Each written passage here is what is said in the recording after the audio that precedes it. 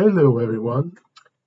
In this video, I'll go over how to create a frequency distribution table and the corresponding frequency histogram using the manual method in Excel. Uh, I want to point out that this is one of three methods you can use to create a frequency histogram. Uh, the three methods are detailed in a document I shared with you in Blackboard. The document is titled Creating Frequency Distributions and Histograms in Excel. So this particular method is the manual method.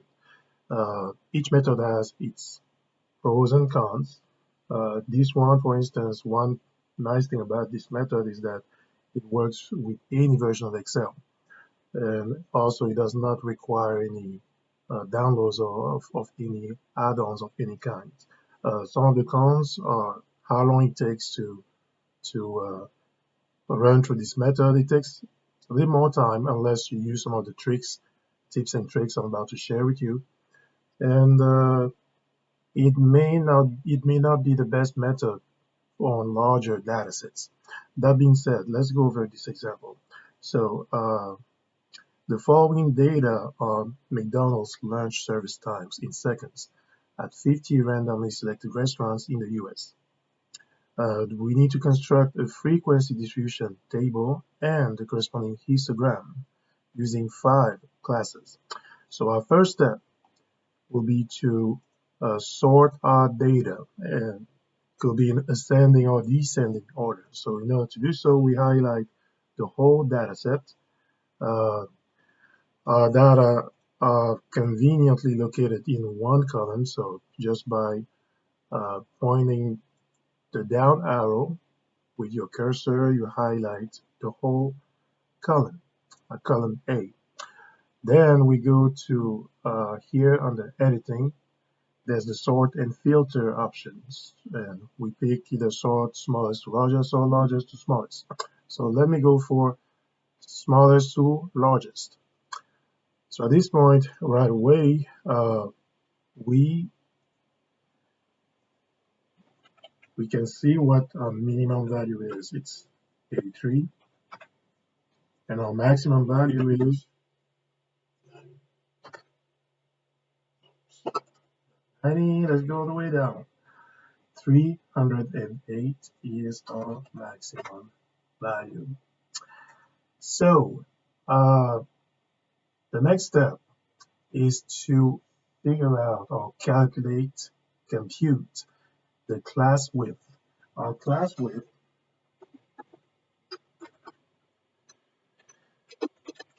is obtained from finding the range of the data set, which is maximum, the difference between the maximum value and the minimum value, and dividing that range by the number of classes, which is, we have to use 5 classes here. So we end up with a class width of 45. So at this point, we are ready to construct our frequency distribution table. And in the frequency distribution table, we have 2 columns. The first one has our lower class limits, which are the entry points for each one of our classes. And for each class, we have the corresponding upper class limits, which are the exit points for each one of our 5 classes. So pretty much the lower class limit is the smallest value the smallest number that belongs to that class, and the upper class limit is the largest possible number to belong to that class. So for the very first class, we have a couple of options. We could use as our very first lower class limit our minimum, or a convenient number smaller than the minimum. So our minimum here is 83. Let's say we use 80. It's always easier to use round numbers, so let's go for using 8. So that's our very first lower class limit. Now, to go from one class limit and get the next one, the following lower class limit, to go from one lower class limit and get the next lower class limit, we need to take that lower class limit and add to it our class width, which is 45. So you see what I just did here, I did not type in 80 plus 45, although you could have done so, which would have been fine. But because my goal here is to set up my work in such a way that I'm able to use Excel functionalities to its to their fullest potential, right? As far as replicating processes, for instance. That's why instead of plugging in numbers, I use cell references. The nice thing about using cell references, as I'm about to show you, is that uh, by the time you're done, it makes it easier to change any one of your values, and Excel does all the calculations for you. So that's our very next lower class limit, the lower class limit for the second class, which is again obtained from adding uh, the first lower class limit to the class width. So I hit enter at this point. But before I do so, okay, while my cell containing the class width is still highlighted, I do what's called cell referencing.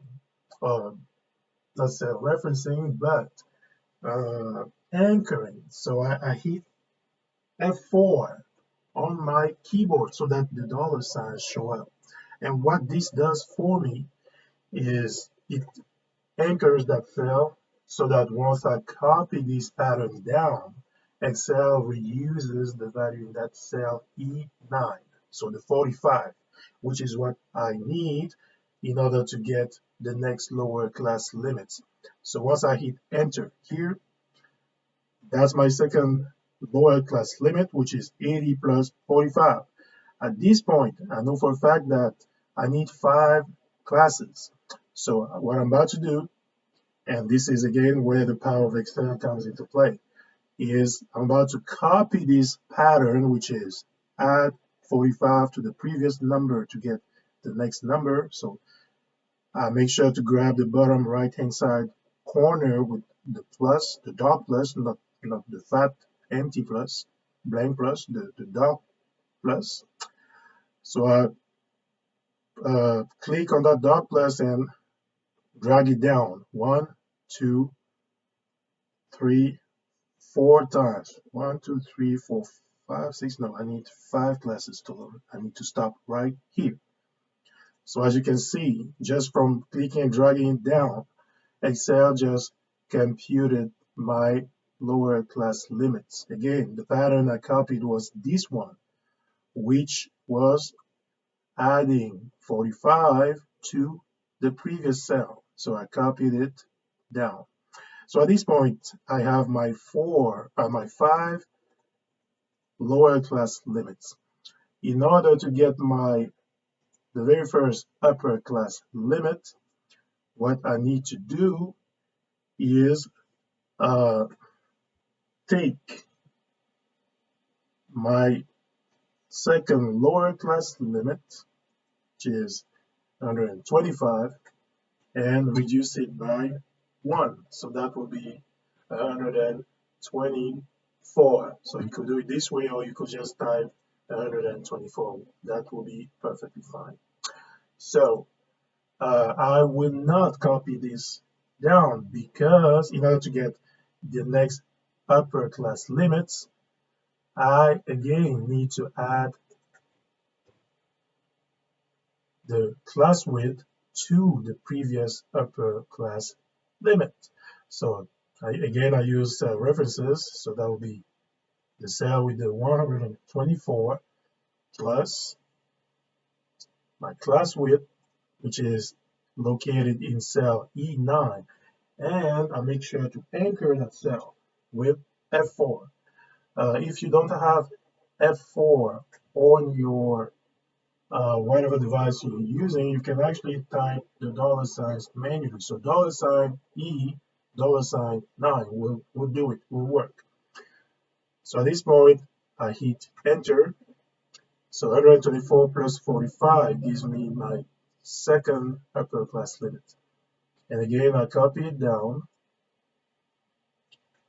to get the remaining upper class limits. Now, in doing this work, one very important thing to keep in mind in this work is that the goal here is to make sure we capture all values in our data set.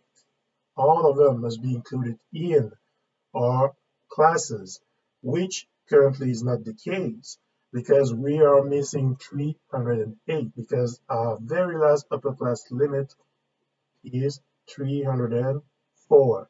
So if we leave things as they are, we will be missing one of our values, the maximum value. So how do we change that, or how do we tweak our work in such a way that we include that 308?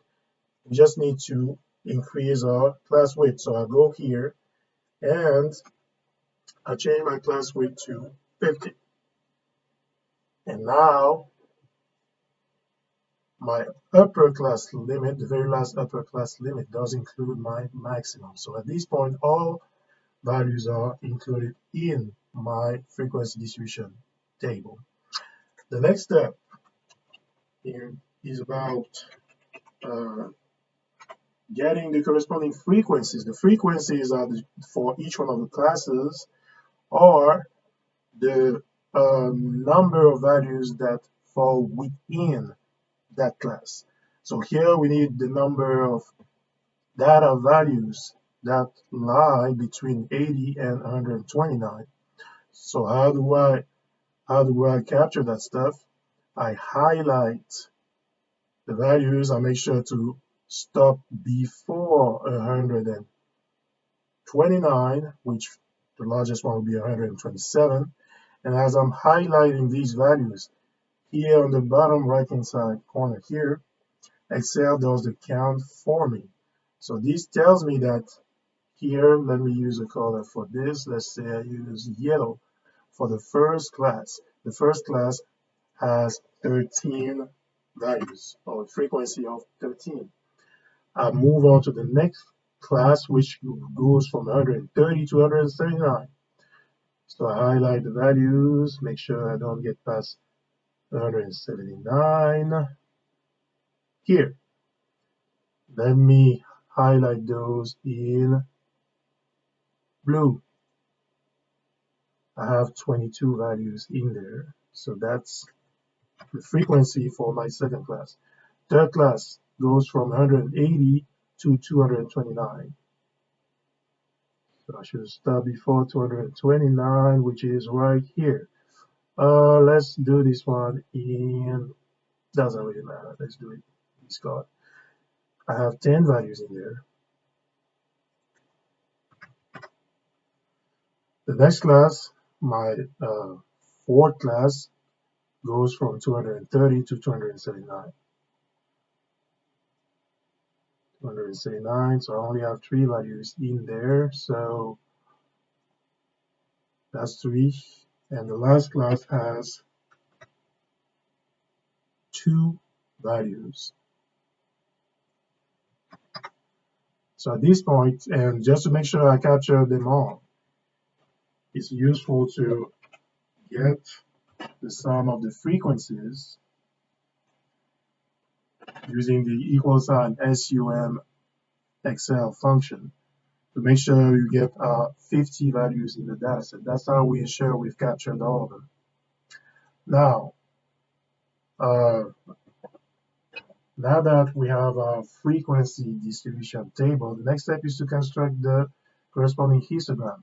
So what we do is we highlight the frequencies, just the frequencies, and then we go to insert, And then on the charts, this first option, insert column or bar chart. And in there, the very first option, clustered column, should work for us. So that's the histogram we get at this point. However, for every frequency histogram, the bars must touch each other. So we shouldn't have these gaps unless there's a frequency of zeros. If one of the classes has a frequency of zero, then that's okay. So how we make that happen, we go here on the quick layout, and this option, layout 8, is the one we need to make it happen. At this point, everything looks almost perfect, but we're not done yet. We're not quite done yet, because as you should know by now, this bottom axis, the horizontal axis, should be that of the different classes, should be labeled with the different classes we have here. So in order to do so, we need to in order to label these classes, which currently have label 1, 2, 3, 4, 5, we need to create a label column here, if you will. So the first class goes from 80 to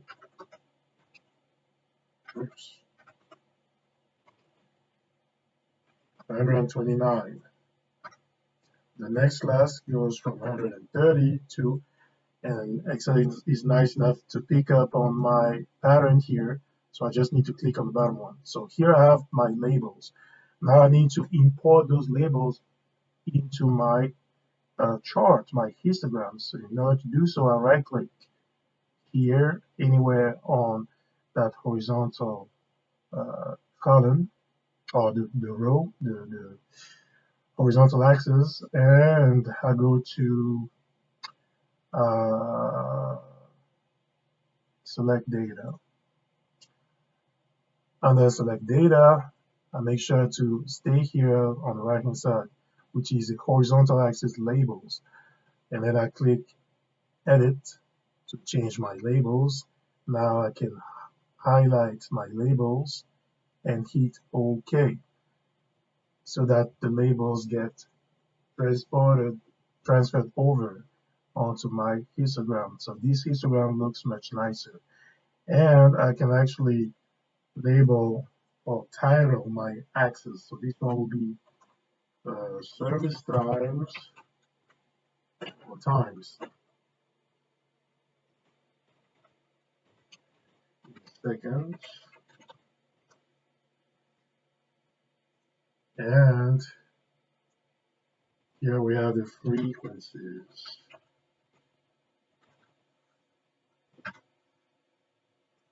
And of course, we can edit our chart title. So this would be McDonald's something descriptive, like McDonald's lunch service. So that's pretty much it. That's how you go about setting up your work in Excel in order to create a frequency distribution table and the corresponding frequency histograms, or frequency histogram, sorry. So that's pretty much it. I'll put together another video to show you how to go over the same process, but using the an option available in Excel 2016, which everybody should have at this point. So see you on the next video. Thank you.